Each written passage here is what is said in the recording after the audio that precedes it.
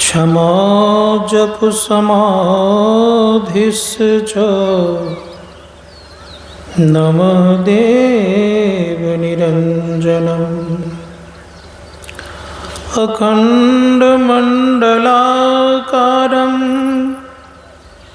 व्याप्तं येन चराचरम् तत्पदं दर्शितं येन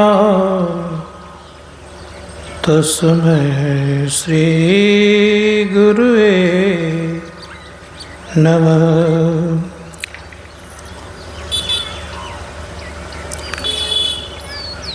अखण्डमण्डलाकारं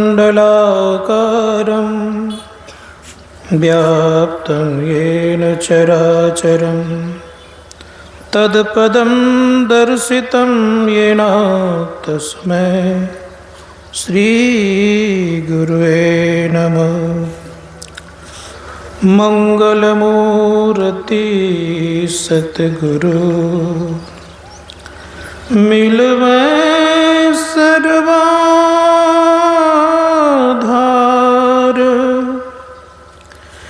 मंगलमय मंगल करन बिनवा बारंबार। धन्य धन्य सतगुरु सुखदा महिमा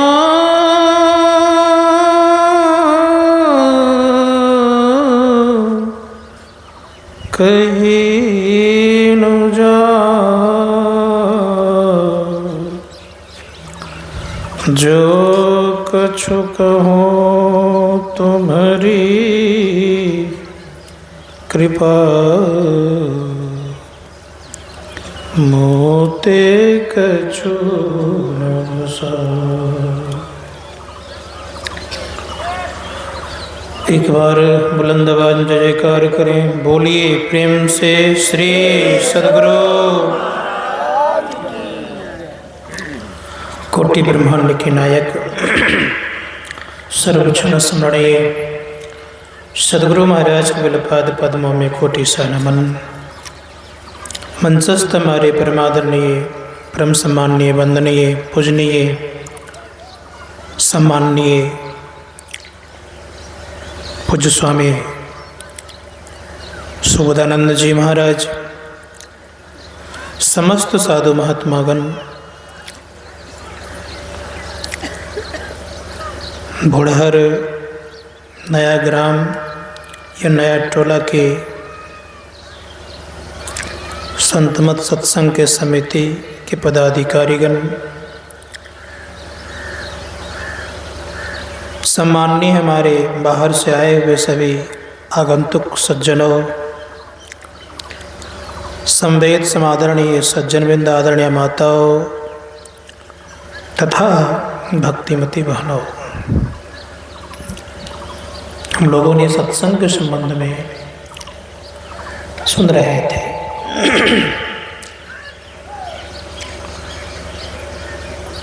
संसार में दो तरह की स्थिति बनती है, एक सार, दूसरा असार।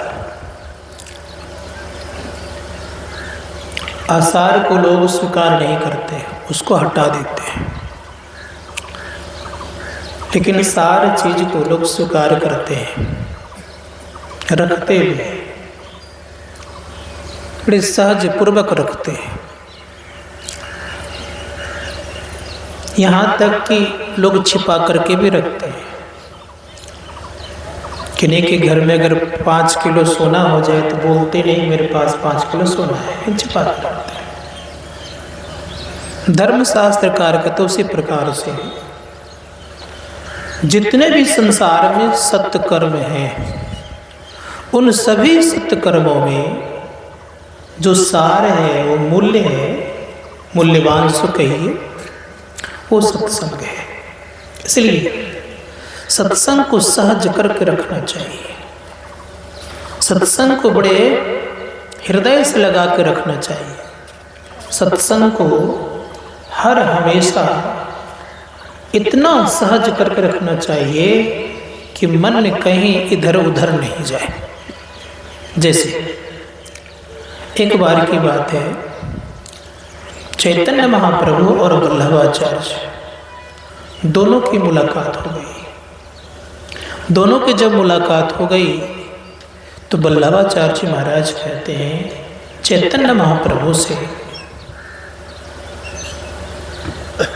कहा चैतन्य महाप्रभु जी बात ऐसी है, सत्संग करने वाले महान होते हैं, थोड़ी देर भी सत्संग करते हैं तो उनका जीवन सुखद होता है। कहा सुनाइए कुछ। सुनाने लग गए।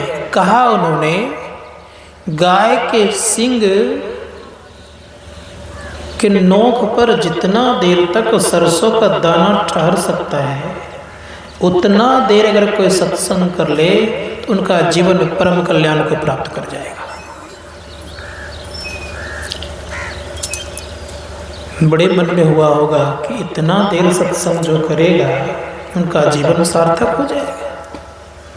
चैतन्य महाप्रभु कहते मेरी बात अब सुनिए, आपकी बात तो मैंने सुन लिया। चैतन्य महाप्रभु ने कहा कि गाय के सींग के नोक पर जितना देर सरसों का दाना ठहरता है उतना देर अगर सत्संग कोई छोड़ दे तो सीधे रसातल जा सकता है। अब सोच करके देखिए क्या कह रहे हैं। इसलिए सत्संग को सहज करके रखने का चीज है। क्यों?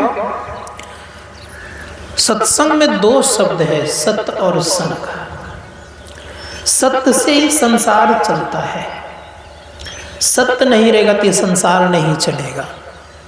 सत्य से क्या क्या होता है? तो संसार में जितने भी पदार्थ हैं सब में सत्य समाया हुआ है। धर्मशास्त्रकार कहते हैं कि सत्य इतना व्यापक है कि कोई ऐसा स्थान नहीं जहां सत्य नहीं है। प्रत्येक कण कण में सत्य समाया हुआ है। धर्मशास्त्रकार ने यहाँ तक कहा कि जर्रे जर्रे में, कण कण में वो सत्य समाया हुआ है और वह सत्य कभी भी समाप्त नहीं होता। त्रैकाल अबाधित सत्ता को सत्य कहते हैं। तीनों काल में एक रस रहने वाले को सत्य कहते हैं। सत्य का कभी विनाश नहीं होता है। इसलिए धर्मशास्त्रकार ने कहा कि सत्य वह है कि जो कि किसी भी काल में एक रस रहता है, एक तरह का रहता है, उसे हम सत्य कहते हैं। संत कबीर ने कहा, संत कबीर साहब कहते हैं कि सत्य सोई जो बिनसे ना है, जिसका विनाश नहीं होता। अब जिनका विनाश नहीं होता तो कैसा होगा? कहा वो सत्य को परमात्मा की संज्ञा दी गई है। इसलिए महान दार्शनिक प्लेटो ने भी कहा ट्रूथ इज द गॉड, अर्थात सत्य ही ईश्वर है। समझना होगा, जो सत्य ही ईश्वर है तो उनका संग कौन करेगा? आप लोगों को पता है कि असत्य और सत्य व्यक्ति से दोस्ती नहीं टिक सकती। टिक सकती है। शरीर का संग हो गया है किसको? सत्य को। टिकता है बहुत दिन तक, सब दिन रहता है संग, छोड़ करके जीवात्मा चली जाती है। उसी प्रकार से याद रखें कि परमात्मा सत्य है और जीवात्मा सत्य है। इन दोनों का संग हो जाए तो एक नंबर का सत्संग है। धर्मशास्त्र कारक इसका संग करने के लिए इस सत्संग की आवश्यकता है। कौन सा? ये बाहरी सत्संग है। इसलिए आपने पाठ में सुना कि जगत प्रसव करता ईश्वर को प्राप्त करने के लिए सर्वप्रथम क्या करना होगा? बुद्धि योग करना पड़ेगा। इसीलिए बुद्धि योग क्या है? का बुद्धि योग का मतलब होता है बुद्धियों का योग करना, अच्छे बुरे का निष्कर्ष करना, निर्णय करना क्या सत्य है क्या असत्य है। तो जो बुद्धि निर्णय करता है तो सबसे बुद्धि अच्छी कौन होती है? जो सत्य को पकड़ करके चलती है।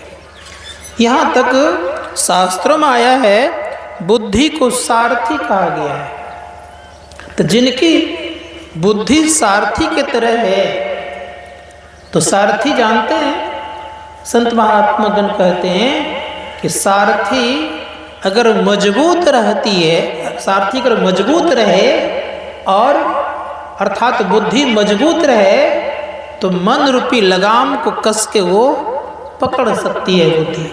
अगर मन मजबूत है और बुद्धि कमजोर हो तो पकड़ना संभव नहीं है।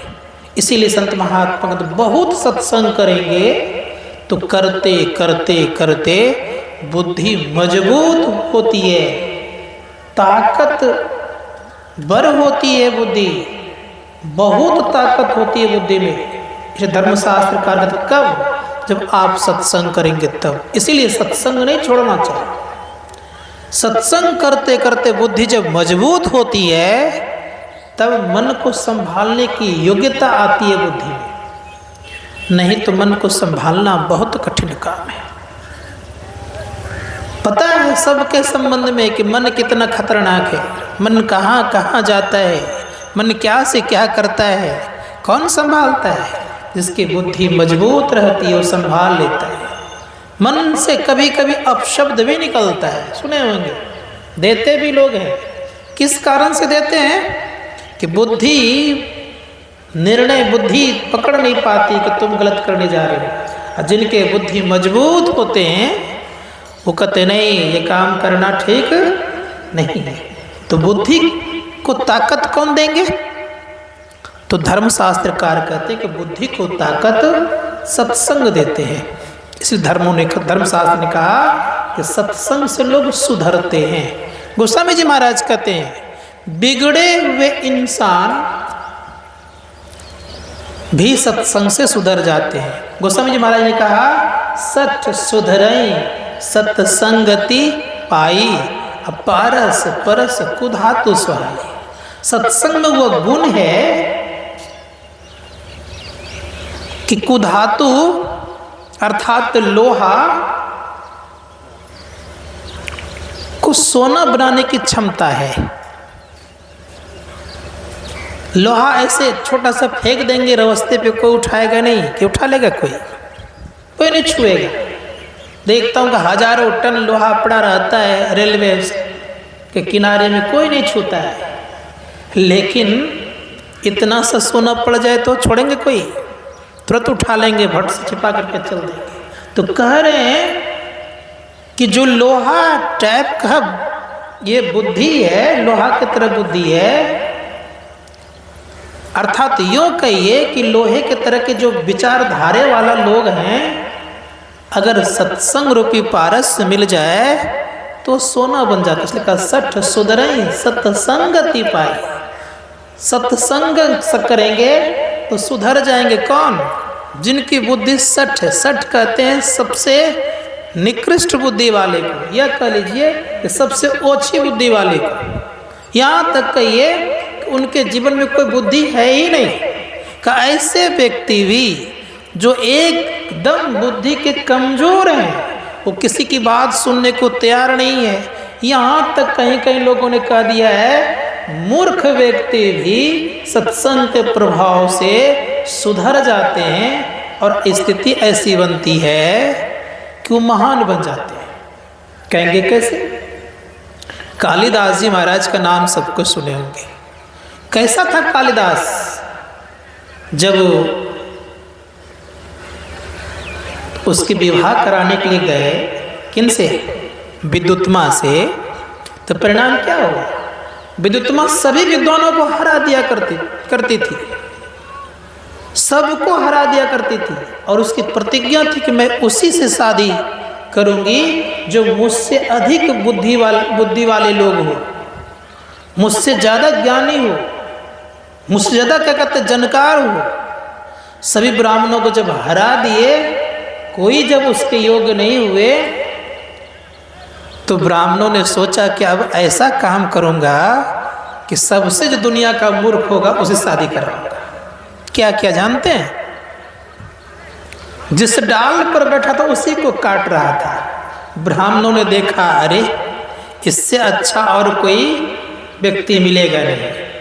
कहा कि मौन शास्त्रार्थ करेंगे आपसे, कुछ बोलेंगे नहीं। विद्युत्मा कहती कि स्वीकार है।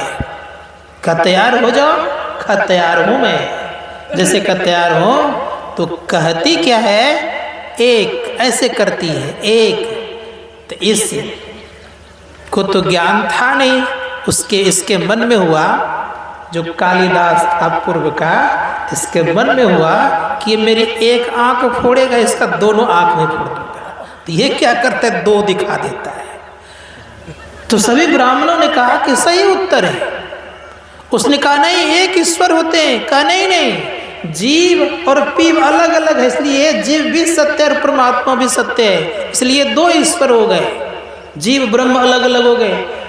जहां अधिक संख्या में हो, आजकल संख्या का ही वैल्यू है, मत का ही प्रधानता है। तो विद्युत्मा बेचारी चुप हो गई, उसे कालिदास से शादी करा दी, जिनको कोई ज्ञान नहीं था।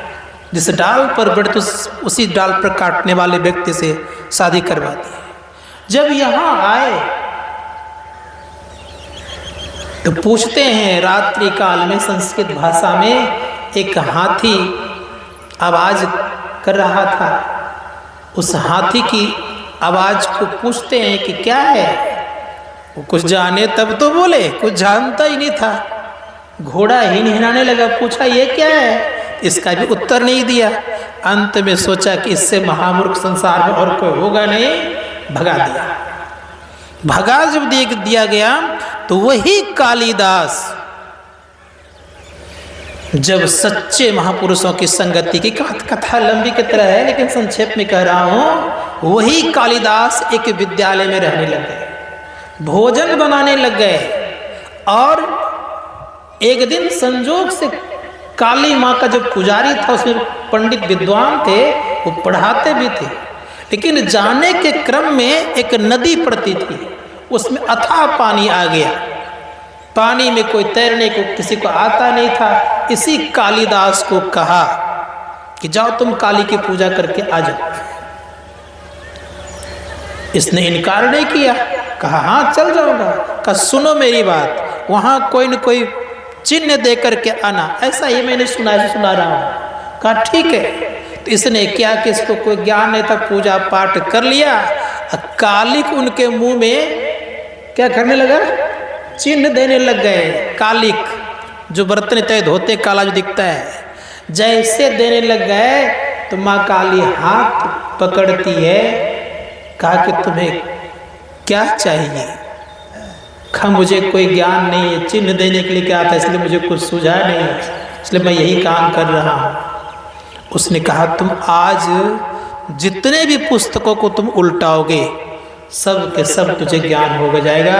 और परिणाम ये हुआ कि अच्छे की संगति के रात भर किताब उल्टाते रहे, और जितने किताब उल्टाए सब के सब उनको कंटाक हो गया। बहुत विद्वान बने, इतने बड़े विद्वान बने, उन्होंने कई पुस्तकें लिखे हैं। तो मैं कहने ये जा रहा था कि सत्संग के प्रभाव से, सच्चे व्यक्तियों की संगति से सठ व्यक्ति भी, मूर्ख व्यक्ति भी सुधरता है। इसलिए धर्मशास्त्रकार कहते हैं कि सत्संग करिए।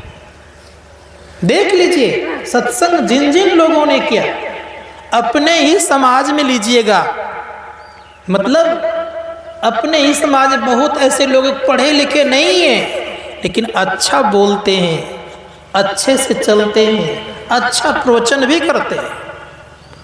मैं महर्षि प्रमंड जी विषय में, महर्षि प्रमंड जी महाराज के विषय में बताऊं, मैं दिल्ली में उनके संग में था। एक बहुत प्रकांड विद्वान आए, तो मैंने क्या किया कि उनको एक पत्रिका दिया। पत्रिका जब दिया, उनका जब लेख पढ़ा उन्होंने, का ये जो उनका प्रवचन तो लच्छेदार भी हुआ करता था और तुकबंदी भी हुआ करता था। दूसरी बात ये, बड़े अच्छे अच्छे शब्द का चयन करते थे। पूछा कि ये कितने पढ़े लिखे हैं? मैंने कहा कि बहुत ज़्यादा पढ़े लिखे तो नहीं, मात्र में मिडिल पास है। कहा आप क्या बोल रहे हैं, मिडिल पास है? ये तो पीएचडी वाले का कान काटने वाला शब्द है। मैंने कहा कि ऐसी बात नहीं है, मात्र मिडिल पास है। कहा कि नहीं महाराज, ये पीएचडी जिन्होंने किया है कई भाषाओं में, उनको इतना ज्ञान नहीं। किस कारण से? सत्य महापुरुषों का संग किया, इसलिए प्रकांड विद्वान बन गए। दूसरी बात और सुनाना चाहूँगा, इसी बिहार में एक जगह है, जिला है, उस जगह का नाम है,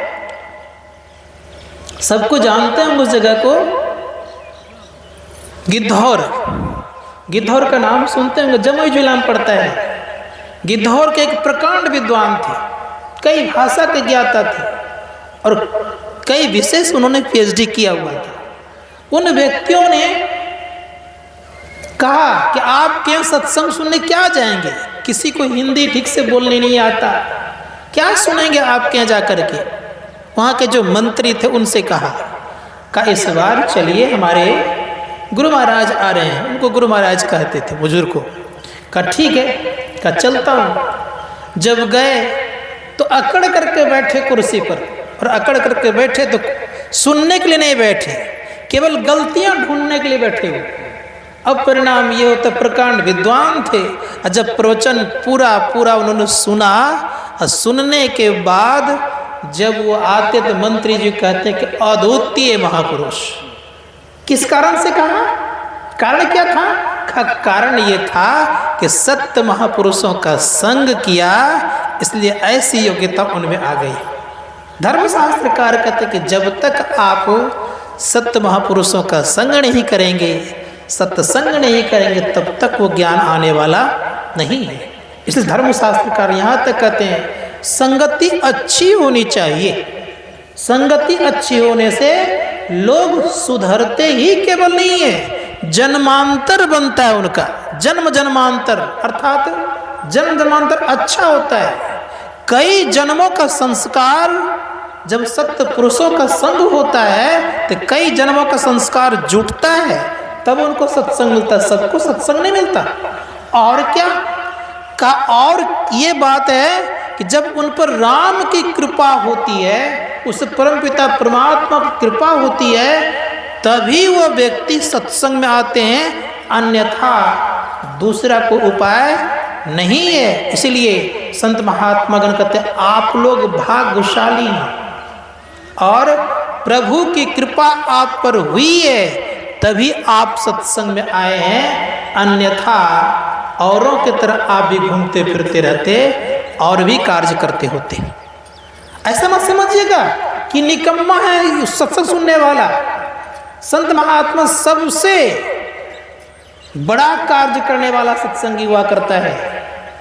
दुनिया का ही नहीं मैं कह रहा हूं, विश्व की बात ही केवल नहीं कर रहा हूं, तीनों लोकों में इस सत्संग का कार्य करने वाला श्रेष्ठ होता है।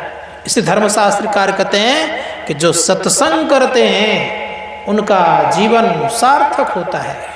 और यह जन्म बनाता तो है ही, परलोक भी खूब सुंदर बनाता है, और ऐसा सुंदर बनाता है परलोक कि उनको देखने के लिए देवगण भी ललायित होता है।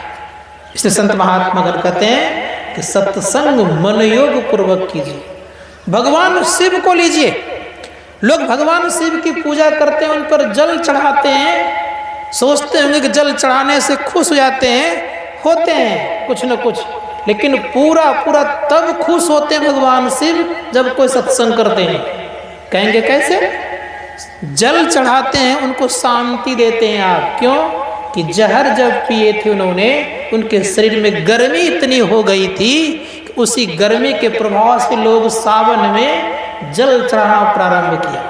क्योंकि सावन में ही जहर उन्होंने पिया था तो गर्मी शरीर में पूरा हो गया, शरीर जलने लग गया, तो जल चढ़ाना प्रारंभ किया। तो शांति देने हेतु जल चढ़ा रहे हैं, उसके एवज में आपके मनोरथ कुछ न कुछ पूरे होते हैं।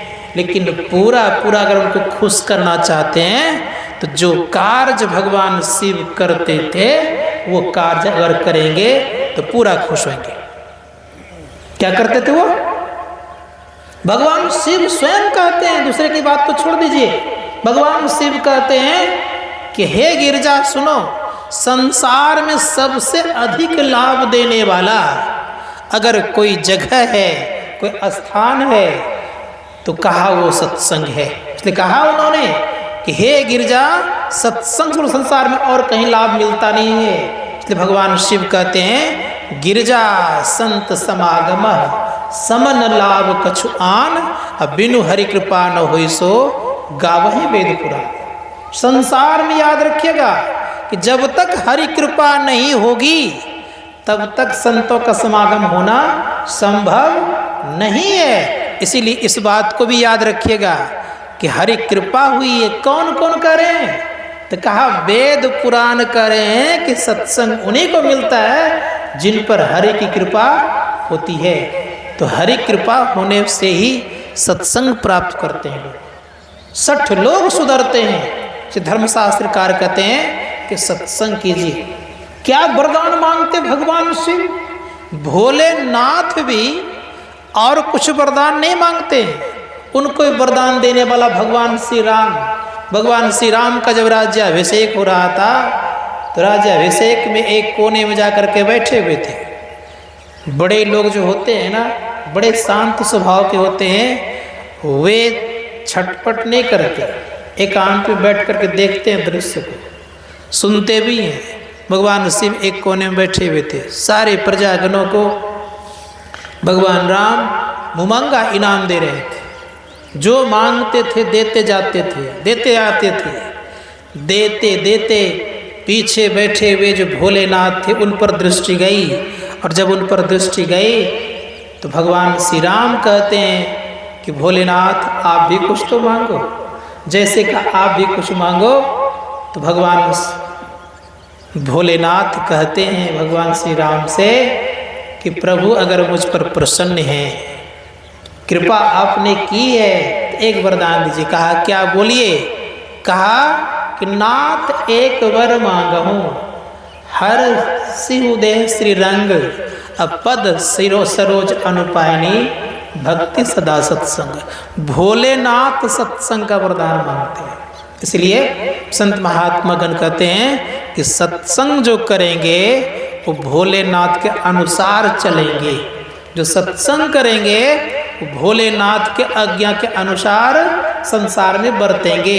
इसलिए सत्संग करना चाहिए।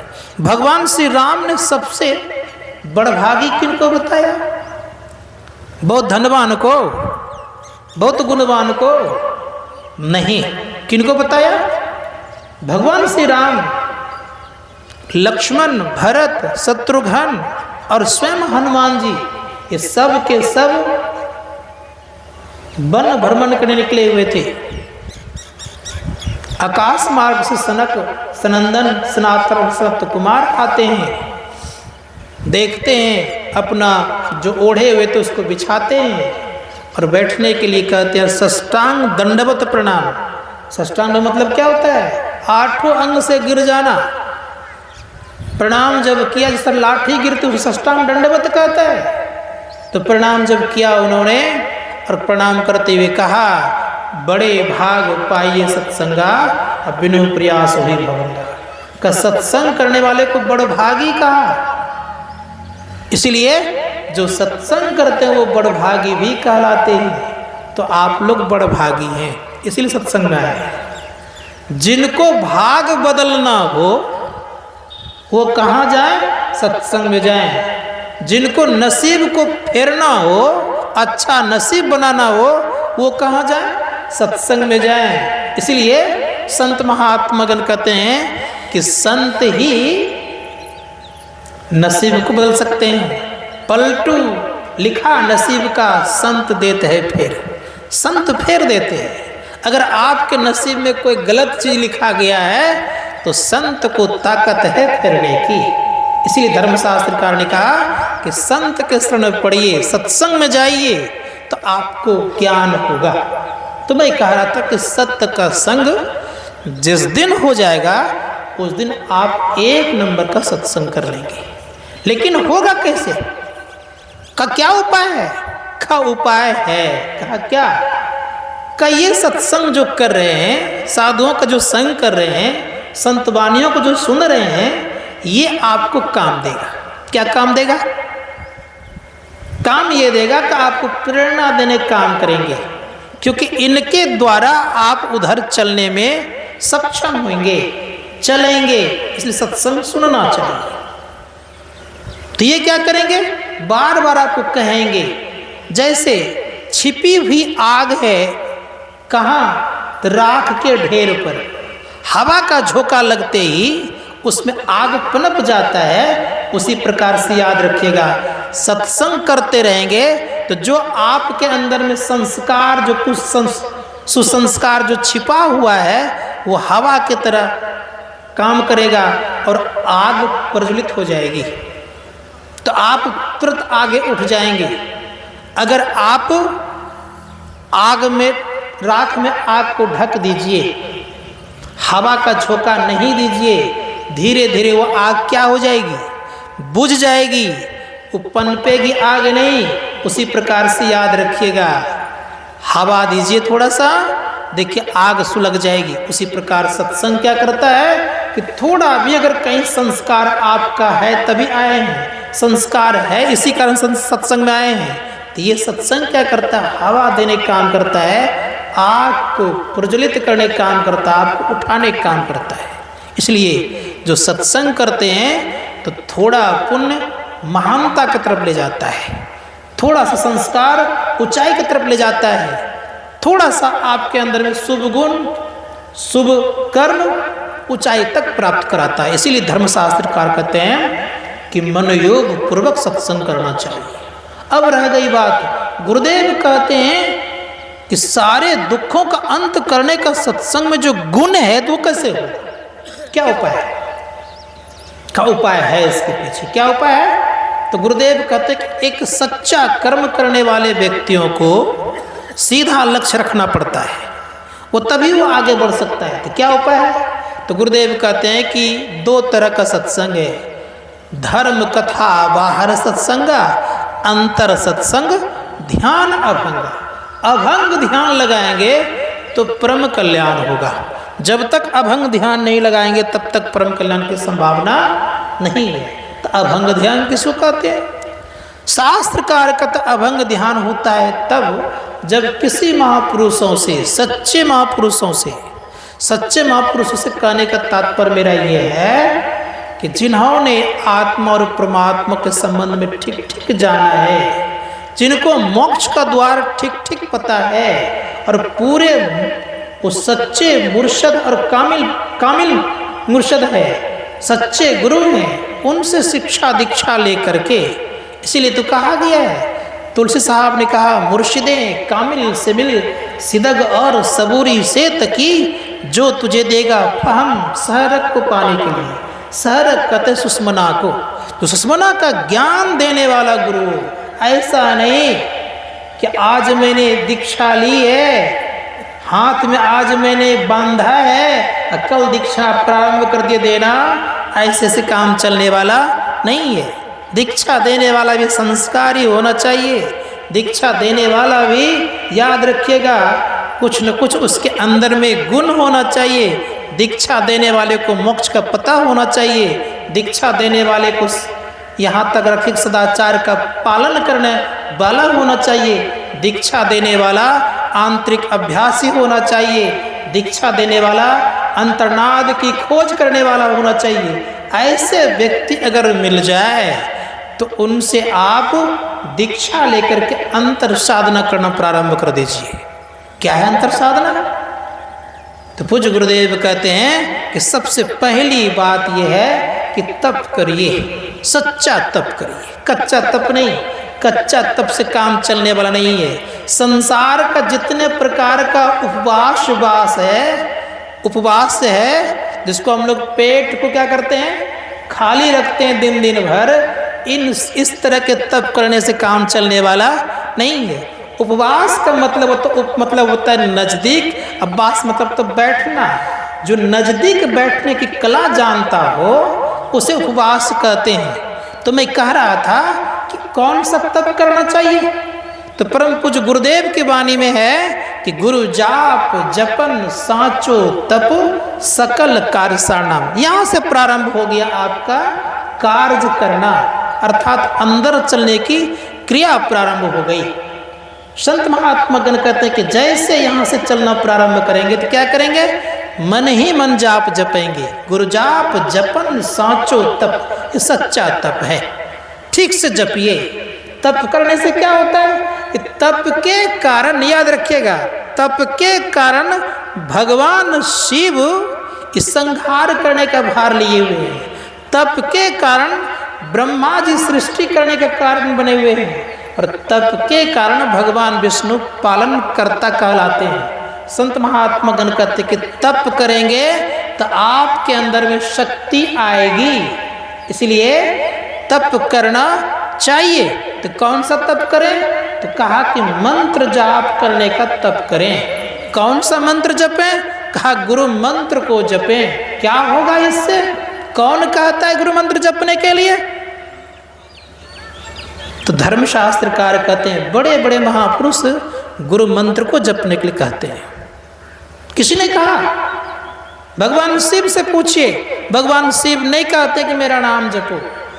क्या कहते हुए, भगवान शिव कहते हैं माँ पार्वती से कि हे पार्वती सुनो, सबसे श्रेष्ठ मंत्र और मंत्र का राजा अगर कोई है तो गुरु मंत्र है। कहेंगे कहाँ प्रमाण है, तो पुराण में प्रमाण है।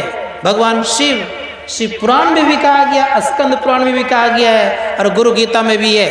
भगवान शिव कहते हैं सप्तकोटि महामंत्रास चित्त विभंसकार का एक एव गुरु महामंत्रो गुरुक्षर द्वयम। गुरु मंत्र को महामंत्र कहा गया है, ये 2 अक्षर वाला है। क्या करता है, तो कहा कि कभी भी ये दिग्भ्रमित नहीं करता है, संशय में नहीं देता है। कितने प्रकार का मंत्र है, का सप्तकोटि महामंत्रास, 7 करोड़ महामंत्र होता है। इन 7 करोड़ महामंत्रों में गुरु मंत्र को भगवान शिव ने श्रेष्ठ कहा। इसलिए हमारे गुरुदेव कहते हैं गुरु जाप जपन साचो तप सकल कार्य सारणम। जो ठीक ठीक जाप करेंगे उनका सारा कार्य बनेगा। तत्पश्चात बारी क्या आएगी, ऋषि मुनिगण कहते हैं कि जब जाप ठीक ठीक हो जाता है तो जाप संबंधी रूप का ध्यान करना चाहिए। इससे क्या होगा, का रूप के ध्यान करने से, याद रखिएगा सब कोई, आपके मन में जो भी इच्छा उठेगी उसकी पूर्ति होगी, मनोरथ पूरे होते हैं। इसलिए इस मंत्र को ठीक से जपना चाहिए। जपते जपते रूप जब प्रकट हो जाए तो होगा क्या, तो गुरु मूर्ति का जो स्थिति है बता रहा हूँ। चरणदास जी महाराज ने भी और गुरु नानक देव जी महाराज ने भी कहा है। चरणदास जी महाराज ने कहा कल्प वृक्ष गुरुदेव मनोरथ सब सरे, कामधेनु गुरुदेव क्षुधा तृष्णा हरे। उन्होंने कहा कि कल्प वृक्ष होते हैं गुरु मूर्ति और कामधेनु होते हैं।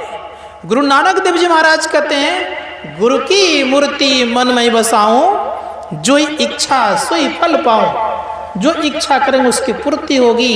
इसलिए धर्मशास्त्रकार कहते हैं गुरु की आराधना करनी चाहिए। गुरु को मन में बसा लीजिए, और जो गुरु के मन में बसा लेता है तो होता क्या है।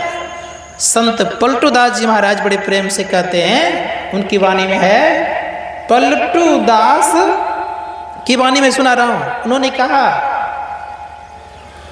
पलटू दास प्रेम की बाजी गुरु से ही दाव लगई हो। सुनिएगा थोड़ा सा पंक्ति, और क्या करे, जीतो तो गुरु को पहियो, हारो तो गुरु को कहियो।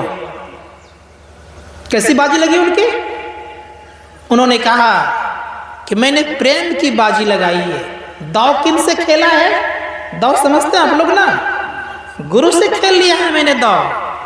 दाव गुरु से खेला है। जीत गया तो मैं गुरु को पा लिया, हार गया तो मैं गुरु का ही हो गया। जीता तो मैंने क्या किया, गुरु को पा लिया, और हार गया तो गुरु का हो गया।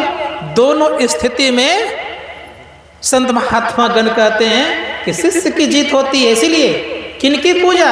इसलिए संत महात्मा गण कहते हैं कि पूजा ही करनी हो तो गुरु की करना, कहीं औरों की नहीं।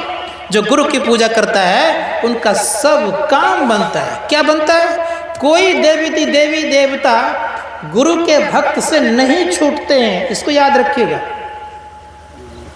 और जो गुरु की भक्ति नहीं करते हैं तो कितना देवताओं का नाम लेंगे वो? 10, 20, 50, 100 देवताओं का नाम जानते जानते उनके हालत खराब हो जाएंगे, नहीं जानते होंगे सभी देवताओं का नाम।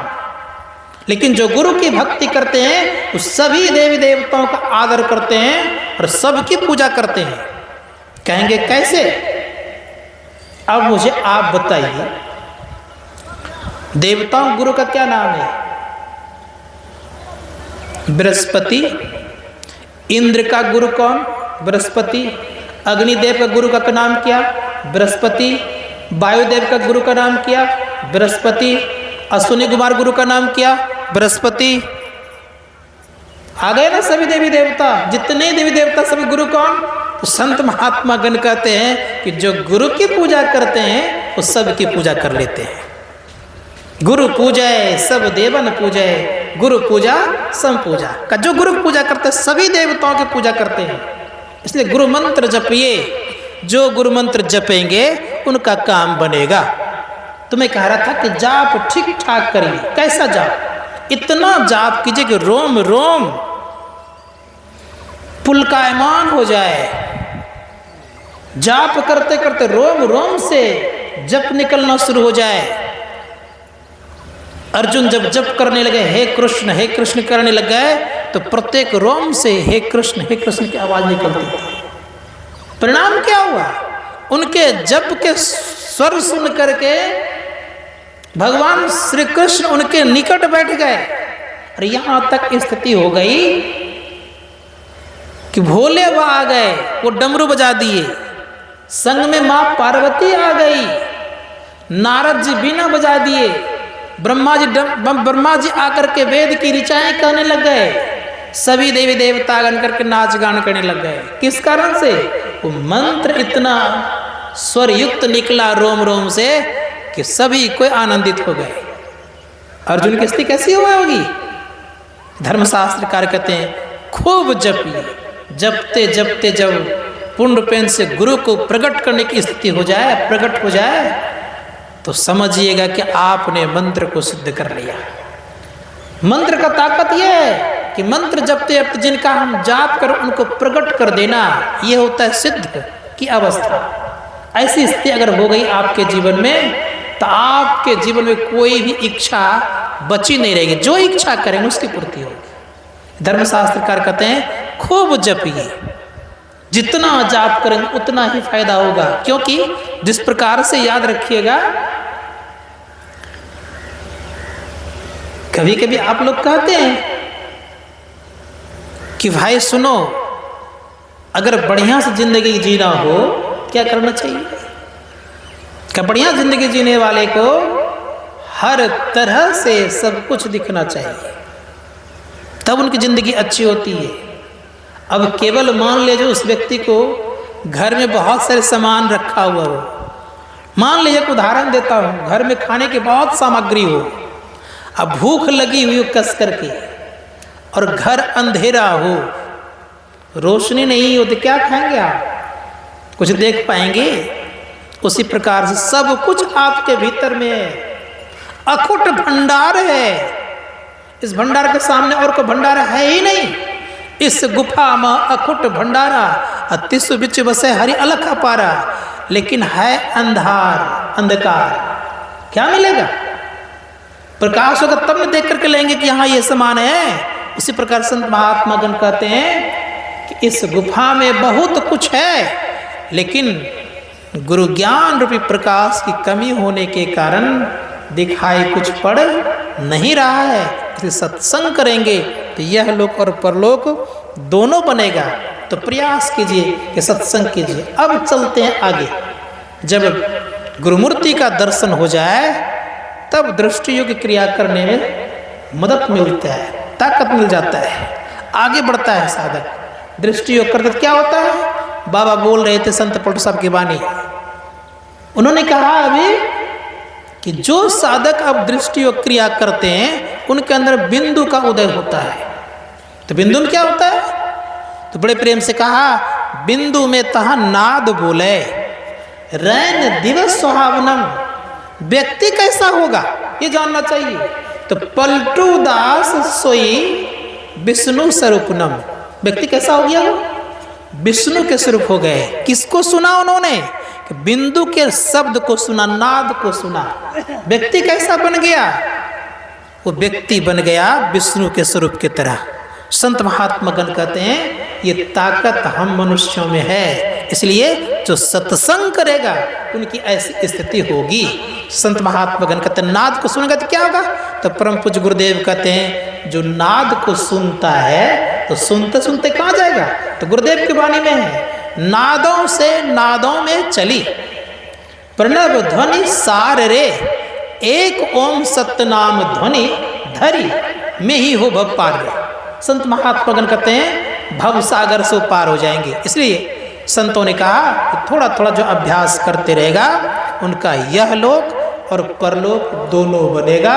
इसलिए सत्संग रोज करिए, सत्संग नित और ध्यान नित रहिए, करत संलग्न हो, बेविचार चोरी नशा हिंसा झूठ तजना चाहिए। इन पंच पापों से बचेंगे तो शक्ति आएगी आपके जीवन में, और अंतर अभ्यास करेंगे तो बल मिलेगा, और जब बल मिलेगा तो अंतर की अंतिम तक ऊंचाई को प्राप्त कर लेंगे तो आप वही हो जाएंगे। जानत तुम ही हो जाई। तो आज का प्रारंभिक दिन है, शुरुआत है, 10 बजने को जा रहा है। तो मैं गुरु महाराज आज यहीं पर मैं वाणी को विराम देता हूँ, लेकिन इतना ख्याल रखिएगा थोड़ा थोड़ा अभ्यास रोज करने का प्रयास करेंगे। इसीलिए गीता कहती है नेहा विकर्मणा स्वस्ति प्रत्यवायो न विद्यते स्वल्पमस धर्मस त्रायतो महतो भयात्। थोड़ा थोड़ा अभ्यास करेंगे तो यह लोक और परलोक दोनों बनेगा, परम कल्याण को प्राप्त करेंगे। बोलिए प्रेम से की जय।